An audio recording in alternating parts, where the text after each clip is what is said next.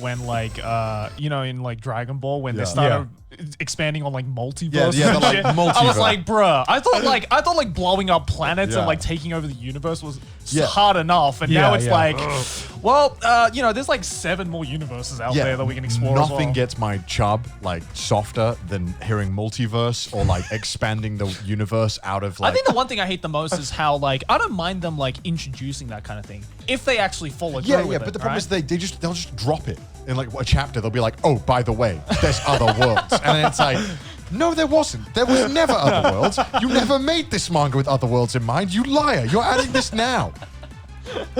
Like, because like, okay, sorry to bring it up again for like the 9th time, but like when I was reading Claymore, they just casually mentioned like there's 2 worlds having a war, and then it's like never brought up again, and then it just ends, and we never hear anything about the other world that's apparently having a war, and it's like whoa. So everyone gets to go alone happy, but the whole reason why this world exists is because there was a war, and this is like a testing. It's really bullshit. Like I don't like it when they do this, especially when the manga is like, it's been going on for a long time, and it already feels like it's stretching thin, and then they're like, another world, baby. And it's like, no. True. Because like you said, if they build it up, fine. But when they just drop it, I hate it. Yeah. No, you sometimes see these plot points in manga that is just like dropped, and for some reason you just never hear about it again. Like, aside from other worlds, the biggest example I can think of is the Gantz manga. Oh my god. Where I love that one, but I was so dumb. Yeah, where I just like, remember when there were vampires in it? And that was a big plot point. Oh yeah, and then like they just disappeared. Yeah. And just were just never heard about again. There's a lot of stuff in Gantz. So if you haven't read Gantz, I guess you could. It's very long. The artwork is fucking amazing. We spoke about it before, but randomly halfway through they introduced vampires into a world that never had vampires, and then they just never come up again. Not gonna lie, like I barely remember any of it because I think at that point I kind of just like erased it from my mind. I was like, this is so dumb. I don't even want to like pertain it to memory. I just kind of, I always offhand remember it. Sometimes you just get flashbacks. You wake up at night sweating. Yeah, you wake up. There was vampires. You wake up and you're just like, whatever happened to those vampires? Where did they disappear to? They were built up as like the big fucking villains or something, and then they just went nowhere with it. Yeah. I guess that's the problem of when you're like serializing a manga every week. I wonder how much of it like is actually planned before, and how much of it just feels like it's falling apart. Exactly, which is why like the more manga I read, the more I respect something like One Piece, which can keep coherency this long. You know what I mean? And it just continually getting more and more epic, right? And just continually getting better and better. But I mean, like that's also why I really value when a manga just has a good ending. Not even a manga, but just any media in anime, manga, or light novels that just has an ending that people are satisfied with. I don't ask for much, but I do ask for a satisfactory ending to a story. I've just, the more I've been reading manga, my pet peeve is like where it just starts to fall apart in the last 40, 50 chapters. That's been happening a lot. Nothing ruins, I feel, like an experience of going through this entire long journey with these characters that you fall in love with in this world that is interested in you. To come to like a limp dick ending, you know what I mean? Like there are like I swear to God, I can count the amount of like satisfying endings on like my hands in that I've read in manga. Right. Because there is like most of the manga that I love are still ongoing, like classics like Berserk, Vagabond, Vinland Saga, for example. And then there are other things like Slam Dunk, where you just feel, it just kind of just ended. You know what I mean? It had its, Well, come on, you can't say that final chapter of Slam Dunk.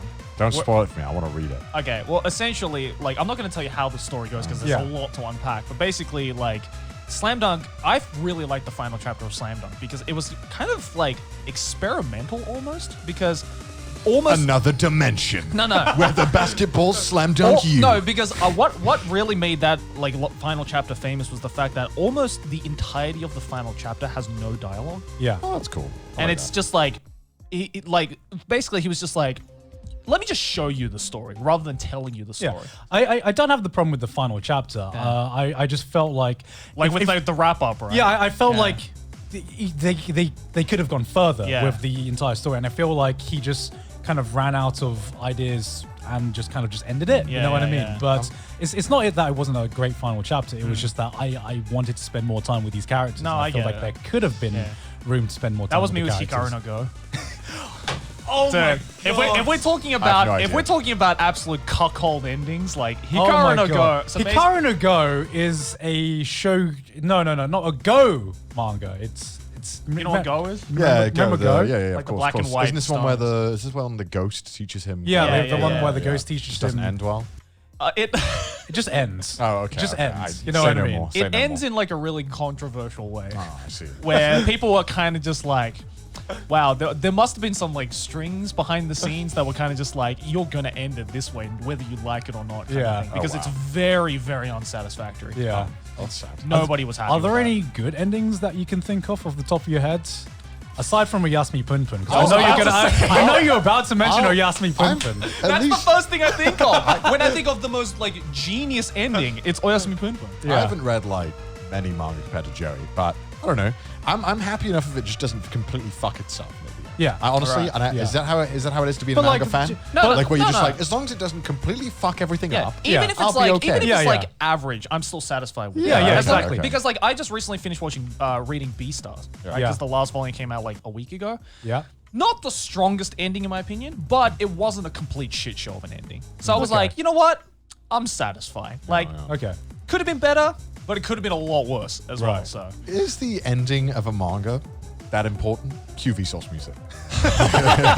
unless I feel like if an ending of a manga or even an anime is good, that can bring it up from like a decent show to like a fucking masterpiece I agree. level. Because yeah, go on. I mean, the biggest example I can think of is the clusterfuck that was Code Geass season Yeah, 2. yeah, we mentioned and this yet, last week, yeah. and yet somehow I will never forget it because of how great the ending was. Same with something like Cowboy Bebop, for example, as well. I think the ending matters more in anime than it does in manga.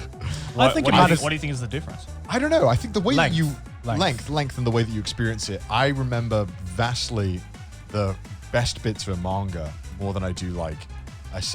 When I look back on manga, I remember it as like an amalgamation of like the whole experience reading it, Yeah. as opposed to episodes and like scenes. Right. And also, so I just find that when I finish a manga, I rarely ever think about the ending of any of them. I just think about my favorite moments throughout the manga. I'm the complete opposite. Actually. You think about the ending. I think with manga, I think more about like certain scenes, whereas with anime, I think about it kind of as a whole.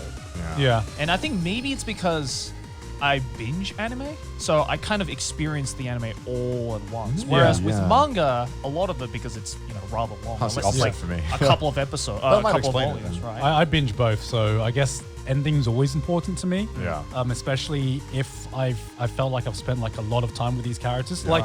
Like it doesn't have to be like an amazing ending, but what I want is a satisfying ending. But if there's an ending that is actually amazing and sticks with me, then I'll always remember that manga. That's true. Because I read all of Vinland Saga, which is amazing. Yeah. Up to the point where it was out like a few months ago. Yeah.